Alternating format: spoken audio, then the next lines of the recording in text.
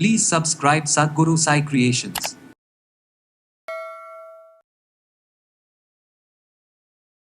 கீரை வகைகள் நமக்கு உணவாகவும் மருந்தாகவும் இருக்குது.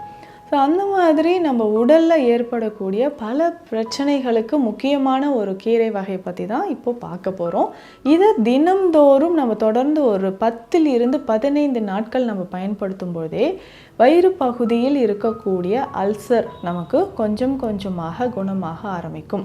அதிகமான உஷ்ணத்தினால ஹேர் ஃபால் ஆகிறது, கண் எரிச்சல் வர்றது, இந்த மாதிரியான பிரச்சனைகள் உடல் உஷ்ணத்தினால ஏற்படுது. இதை சரி செய்யறதுக்கு நமக்கு இந்த கீரை பயன்படுது.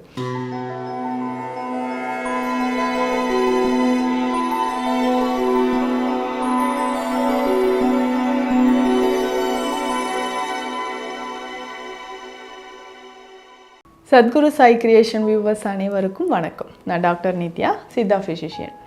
கீரை வகைகள் நமக்கு உணவாகவும் மருந்தாகவும் இருக்குது. ஸோ அந்த மாதிரி நம்ம உடலில் ஏற்படக்கூடிய பல பிரச்சனைகளுக்கு முக்கியமான ஒரு கீரை வகை பற்றி தான் இப்போ பார்க்க போகிறோம். அதுதான் மணத்தக்காளி கீரை அப்படின்னு சொல்கிறோம். ஸோ இந்த கீரையை பொறுத்த வரைக்கும் நமக்கு தெரியும், அல்சர் இருந்துச்சுன்னா உடனே மணத்தக்காளி கீரையை சாப்பிடுங்க, வாயில் புண்ணு இருக்கா உடனே மணத்தக்காளி கீரையை சாப்பிடுங்க அப்படின்னு சொல்லுவாங்க.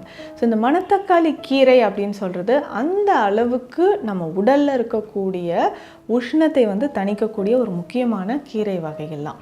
ஸோ அல்சர் இருக்கக்கூடியவங்க இதை எப்படி பயன்படுத்தலாம் அப்படின்றதும் சொல்கிறேன். இதை தினம்தோறும் நம்ம தொடர்ந்து ஒரு 10 to 15 நாட்கள் நம்ம பயன்படுத்தும் போதே வயிறு பகுதியில் இருக்கக்கூடிய அல்சர் நமக்கு கொஞ்சம் கொஞ்சமாக குணமாக ஆரம்பிக்கும். வயிறு பகுதியில் இருக்கக்கூடிய அல்சர் அப்படின்னா வயிறு புண், ஸோ அது ஜிஆர்டி அப்படின்னு சொல்லுவோம். அசிடிட்டி, கேஸ்ட்ரைட்டிஸ், இந்த மாதிரியான பிரச்சனைகள் நமக்கு குணமாவதற்கு இது நமக்கு பயன்படுது. ஸோ பொதுவாகவே பார்த்தோம்னா நம்ம உடலில் இருக்கக்கூடிய உஷ்ணத்தினால தான் நிறைய நோய்கள் வருது. ஸோ வயிறு சம்மந்தப்பட்ட பிரச்சனைகளோ இல்லை அதிகமான உஷ்ணத்தினால ஹேர் ஃபால் ஆகிறது, கண் எரிச்சல் வர்றது, இந்த மாதிரியான பிரச்சனைகள் உடல் உஷ்ணத்தினால ஏற்படுது. இதை சரி செய்யறதுக்கு நமக்கு இந்த கீரை பயன்படுது. இந்த கீரை எப்படி சமைக்கணும்னா, நம்ம சின்ன சின்ன பீசஸாக கட் பண்ணிவிட்டு சின்ன வெங்காயம், பூண்டு, இந்த கீரை, மிளகு, சீரகம் சேர்த்து நல்லா இதை கடையல் மாதிரி செஞ்சுட்டு கொஞ்சமாக தேங்காய் பால் சேர்த்துக்கணும். ஸோ சேர்த்து இதை சாப்பிடும் பொழுது தொடர்ந்து ஒரு 10 to 15 நாட்கள் தினம்தோறும் ஏதாவது ஒரு வேளை நம்ம பயன்படுத்தலாம். அந்த மாதிரி பயன்படுத்தும் பொழுது நம்ம உடலில் இருக்கக்கூடிய உஷ்ணமானது குறைய ஆரம்பிக்குது. ஸோ உடல் உஷ்ணம் குறையுது, வயிறு சம்மந்தப்பட்ட பிரச்சனைகள், வயிற்றில் இருக்கக்கூடிய அல்சர் நமக்கு குறைய ஆரம்பிக்கும். ஸோ தொடர்ந்து இந்த கீரையை ஒரு 2 weeks நம்ம சாப்பிடும்போதே வயிறு எரிச்சல் நமக்கு குணமாகுது.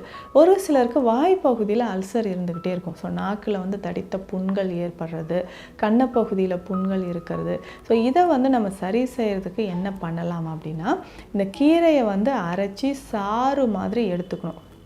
சாறு எடுத்து நம்ம வாயில் ஃபுல்லாக நம்ம கொஞ்சமாக விட்டு நம்ம வாய் கொப்பளிச்சுட்டே வரணும். ஸோ மணத்தக்காளி கீரை சாறு வாயில் விட்டு நம்ம கொப்பளிச்சுட்டே வரும்போது வாயில் இருக்கக்கூடிய புண்கள், நாக்கு பகுதியில் இருக்கக்கூடிய அந்த உஷ்ணத்தினால் வரக்கூடிய புண்கள் நமக்கு குறைய ஆரம்பிக்கும்.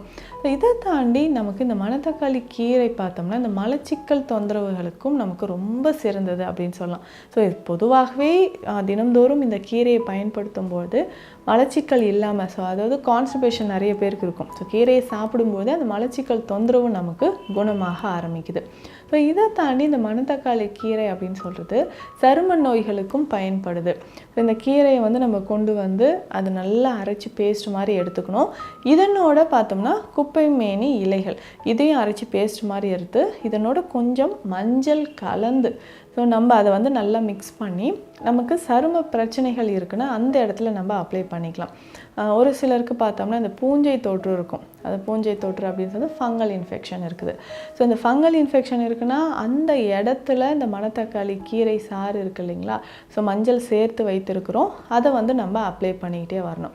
ஸோ அங்கங்கே இதை நம்ம அப்ளை பண்ணும்பொழுது கொஞ்சம் கொஞ்சமாக தோல் பகுதியில் இருக்கக்கூடிய பிரச்சனைகள் குணமாகுது. இப்போ நிறைய பேருக்கு பார்த்தோம்னா ஸோ இந்த ஃபங்கல் இன்ஃபெக்ஷன் இருக்கக்கூடிய சமயங்களில் அரிப்பு அதிகமாக இருக்கும். ஸோ ஒருத்தர்கிட்டேருந்து இன்னொருத்தருக்கு ஸ்ப்ரெட் ஆகிற மாதிரி இருக்கும்.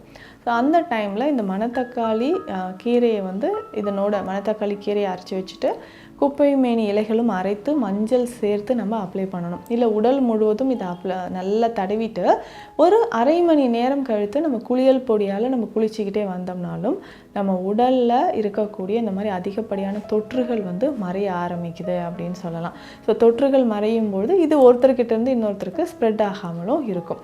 நம்ம உடலில் ஏதாவது இரத்தக்கட்டு காயங்கள் இருக்குது அப்படின்னா இந்த மணத்தக்காளியை நம்ம பயன்படுத்தலாம்.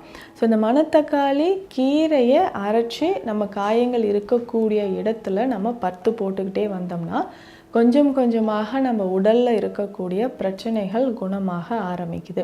ஸோ இதுவே பார்த்தோம்னா தலைமுடி பிரச்சனை இருக்குங்க, தலைமுடி ரொம்ப உதிர்தல் இருக்குன்னா ரொம்ப சிம்பிளாக இந்த மணத்தக்காளி கீரையோட வல்லாரை கீரை, மருதாணி இது மூன்றையுமே சேர்த்து அரைத்து நம்ம பேஸ்ட் மாதிரி தலையில் அப்ளை பண்ணிக்கலாம். அப்படி இல்லைன்னா இது எண்ணெயோடு சேர்த்து காய்ச்சி இந்த ஆயிலை நம்ம பயன்படுத்தும் பொழுதும் ஸோ இதனால் பார்த்தோம்னா டேண்ட்ரஃப், ஸோ அதிகமான டேண்ட்ரஃப் இருக்குது, அதுக்கப்புறம் பார்த்தோம்னா உடலில் ரொம்ப உஷ்ணம் இருக்குது, அது தணியறதுக்கும் நமக்கு இந்த கீரை பயன்படுது. ஸோ மணத்தக்காளி கீரையை இந்த மாதிரி மருதாணியோடு சேர்த்து நம்ம தலைமுடிக்கும் பயன்படுத்திட்டு வரலாம்.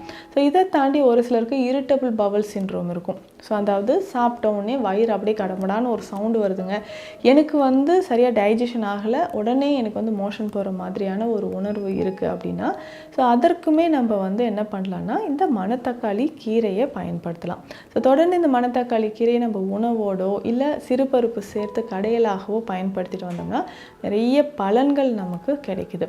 முக்கியமாக பார்த்தோம்னா நம்ம உடலில் இருக்கக்கூடிய கழிவுகளை வெளியேற்றுவதற்கு இந்த மணத்தக்காளி கீரையானது நமக்கு பயன்படுதுன்னு சொல்லலாம். ஸோ இந்த பதிவில் மணத்தக்காளி கீரை நம்ம எப்படி பயன்படுத்தலாம், எந்த மாதிரியான மருத்துவ குணங்கள் இதில் இருக்குது அப்படின்றத பார்த்தோம். மீண்டும் அடுத்த பதிவில் சந்திக்கலாம். நன்றி.